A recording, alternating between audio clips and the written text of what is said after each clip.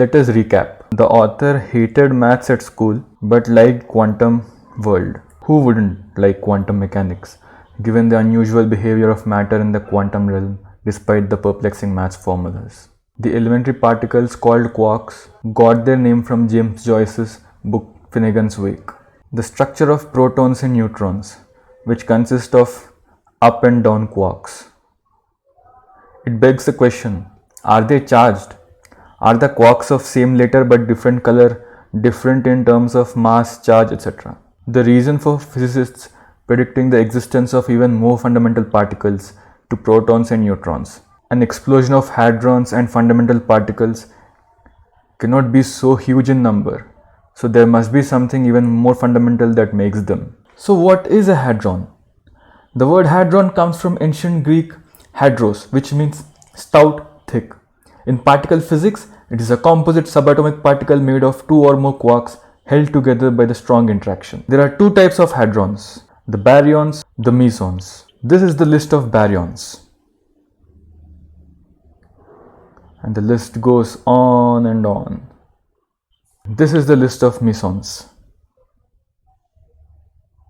Light unflavored, strange, charm strange, CC. There are quite a few of these as well. More than 200 mesons have been produced and characterized in the intervening years. So quite a large number of hadrons. Gell-Mann and Yuval Neeman both showed that hadrons could be split into families of 8 or 10 particles, octets and decuplets. The family of octets shown in the picture is called the spin-half baryon octet. Baryons with spin-half. As you can see, the spin-half baryon octet. Neutron, proton, sigma minus, lambda naught, sigma plus, chi minus, chi naught.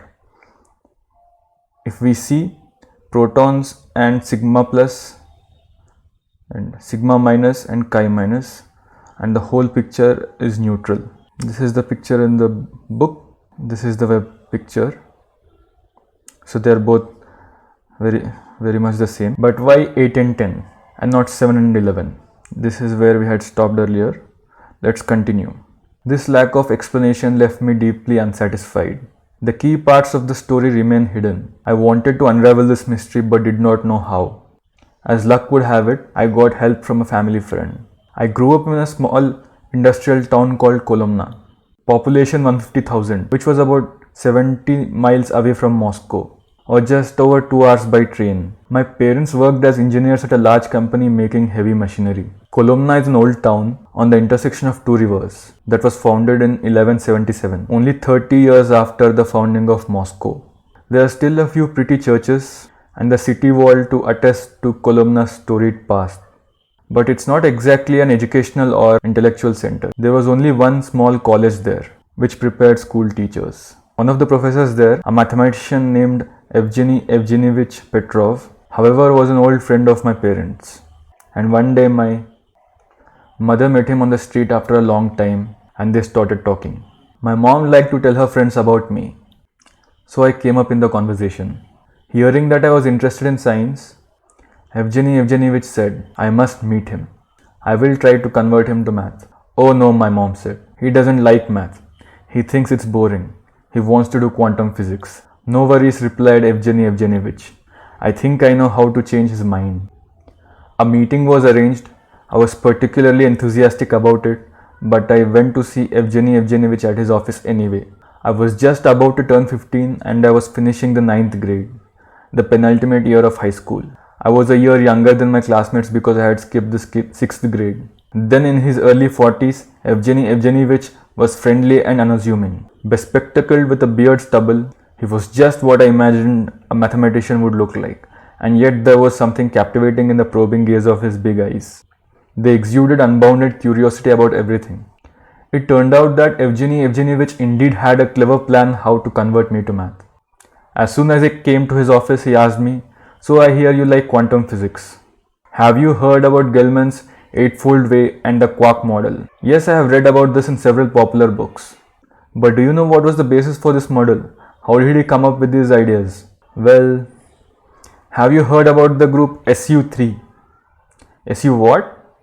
How can you possibly understand the quark model if you don't know what the group SU3 is? He pulled out a couple of books from his bookshelf, opened them, and showed me pages of formulas. I could see the familiar octet diagrams such as the one shown above.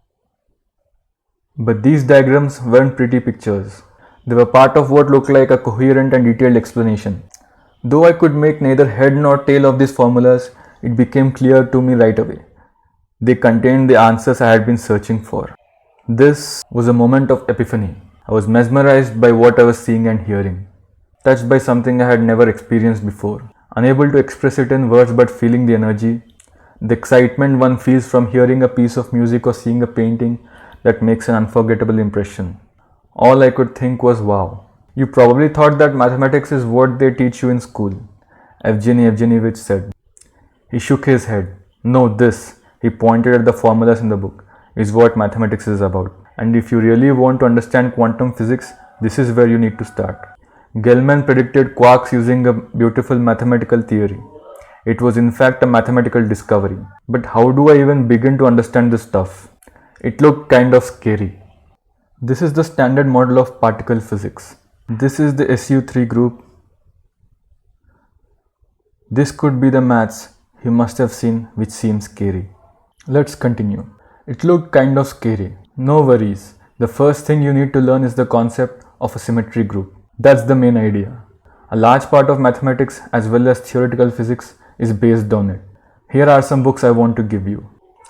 Start reading them and mark the sentences that you don't understand. We can meet here every week and talk about this. He gave me a book about symmetry groups and also a couple of others on different topics about the so-called p-adic numbers, a number system radically different from those we are used to, and about topology, the study of the most fundamental properties of geometric shapes. Evgeny Evgenyevich had impeccable taste. He found a perfect combination of topics that would allow me to see this mysterious beast, mathematics, from different sides and get excited about it. At school we studied things like quadratic equations, a bit of calculus, some basic Euclidean geometry and trigonometry. I had assumed that all mathematics somehow revolved around these subjects, that perhaps problems became more complicated but stayed within the same general framework I was familiar with. But the books Evgeny Evgenyevich gave me contained glimpses of an entirely different world, whose existence I couldn't even imagine. I was instantly converted. We stop here.